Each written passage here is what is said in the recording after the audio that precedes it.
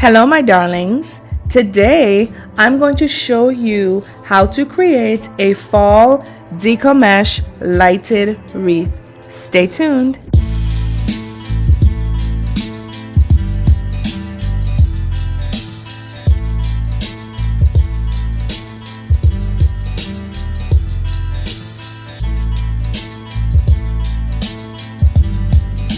For this project, you will need some flowers or vinery from the Dollar Tree. Of course, you will need any embellishments of your choice. I will be using these foam pumpkins that I also got from the Dollar Tree, as well as this pumpkin decoration that says "Be Thankful." I also got and will be using either one or both of these door hangers. I'm not sure which one yet. And I'm going to be using this wired ribbon. For sure, you will need some pipe cleaners and a wreath hang to hang over your door. You will also need your deco mesh. I am going to be working with the colors of brown, orange, and beige. And I am also going to be lighting my wreath with some warm white LED lights. Of course, you will need your wreath form. I am working with a 16-inch wreath form and your handy dandy tools. Let's get crafting. So the first thing that you're going to do is prepare your wreath form to hold your decor, and I have already started mine, as you can see, using my pipe cleaners. Now I'm going to show you how I did this, and this step is quite easy. I am simply taking my pipe cleaner and anchoring it around one of the joints of that form. Now, as you can see, I'm going in and I'm twisting 1, 2, 3 times to ensure that that pipe cleaner is not going to move. For my project, I am going to be using the first, third, and fourth layer of that form, and as you can see here, I have placed another pipe cleaner, but look at this, there is nothing to anchor it, and I don't think I would like that too much. So what I'm doing here is I'm taking my hot glue and I'm placing a bead of glue on either side, which is going to anchor it and stopping from moving either to the left or the right, but it's not going to stop it from teetering back and forth. And then on that fourth layer, again, I am simply just going in and anchoring it on the joint, and I am just going to repeat this process until I have enough of my pipe cleaners or chenille stems down. And really and truly, I would prefer to have too many than not to have enough, because once you start working with that deco mesh and it gets poofy, it's a little difficult to push out of the way to run more chenille stems or pipe cleaners. And so, like I said, I prefer using more than less, and if I don't need them, it's just a matter of unscrewing them and taking them off of my form. So I'm just going to continue this process until I have enough and I have closed my wreath form all the way around, and then I'll come back to show you the next step. So now that we have prepared our wreath form to receive our deco mesh with our pipe cleaners, what we're going to do now is unravel or unroll the color that we're going to start with first. And for me, this is going to be my brown one. So as you can see, all I did was simply gather the end of that roll in the palm of my hand and brought it to a point. And now all I am doing is taking my pipe cleaners and securing the end of that deco mesh in there. And as you can see, I am securing it by giving it 3 twists, because I want to make sure that that deco mesh is not going to go anywhere. Now what I'm doing here, I am simply eyeballing the size of my poof. If you wanted to be more specific, of course, you could measure and say, I want each poof to be 10 inches or 12 inches. That is entirely up to you. But for my purposes, I am simply eyeballing it. And once I eyeball it and realize the size that I want my next poof to be, it is just a matter, of repeating that process and securing the end of that deco mesh, or rather the end of that poof, with a pipe cleaner. So I'm going to do one more so that you are able to see. And if you notice, I am making sure that the ends of that deco mesh is underneath that poof. And once I have found my placement or my spacing, just making sure that I am securing it, not with one twist. I prefer to do 3 twists to make sure that that poof is not going to unravel or come loose. Now I'm going to continue this process going all the way around my wreath, and once I have done that, I will come back to show you what the next step is. So here you can see the brown that went all the way around. And what I'm showing you here is that when I got to the end, or rather where I started that orange, it was simply a matter of securing the end of that last poof to the beginning poof that we made. And so what I'm doing here now is I'm starting my next layer with the orange, and I'm simply going to follow the pattern that I showed you. I am gathering the ends of my orange, and I'm going to be attaching now my orange to the third spoke of that wreath form. Now, if you look at the brown, and for you, it may not necessarily be the same, but when I looked at the brown, I thought that it was a little bit too scant.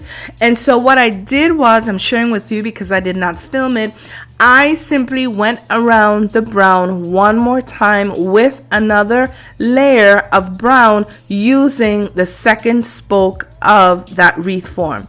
And so I'm simply going to continue the process going around on the third wire of my wreath form with my orange, and once I have gotten all the way around, I will anchor it in pretty much the same way like I did with my brown by ending it where I started. When I have done that, I will come back to show you what our finished orange, not project because we're not done, but what our finished orange looks like.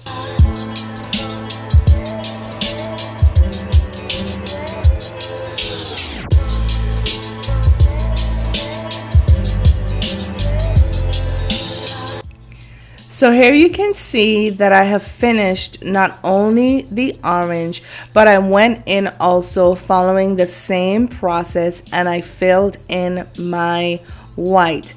And if you notice, the middle where I first had my brown is a lot fuller and thicker, and to me that looks nicer. So what I'm going to do now is I'm going to show you how I am going to place my fall vine on my wreath. And if you notice, my pipe cleaners or my Chanel are still attached to my wreath. We're not going to cut those off or close them up until we have loaded everything that we want on this wreath on the wreath. And so now to do this, all I'm going to do is find my placement, and I'm going to start in the top middle of this wreath and secure it again with 2 pipe cleaners. Give it a nice triple twist to ensure that that wreath is not going to wobble, it's not going to fall, it's not going to come off.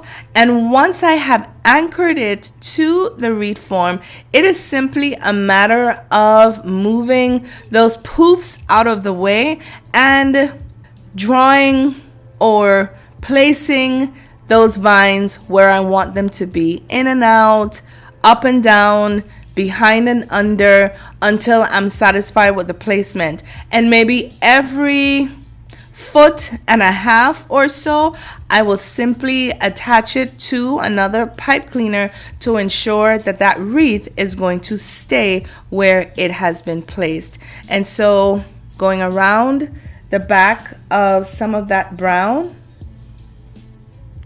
trying to find somewhere to anchor it.